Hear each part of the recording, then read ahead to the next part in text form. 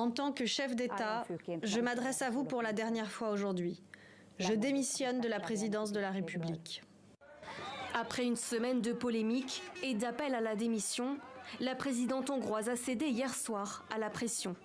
Katalin Novák, proche du Premier ministre Viktor Orban, avait suscité l'indignation après la parution de cet article d'un journal d'investigation hongrois.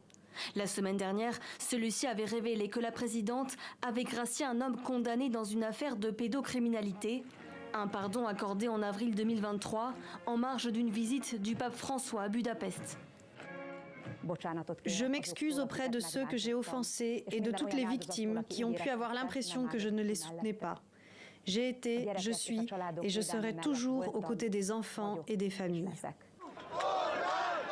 Peu après son allocution, des manifestants se sont rassemblés devant le palais présidentiel.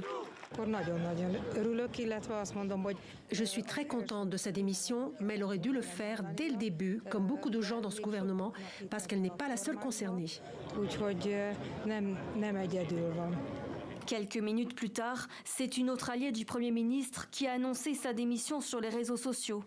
Judith Varga était elle aussi critiquée pour avoir donné son aval, alors qu'elle était ministre de la Justice, à la décision de la présidente.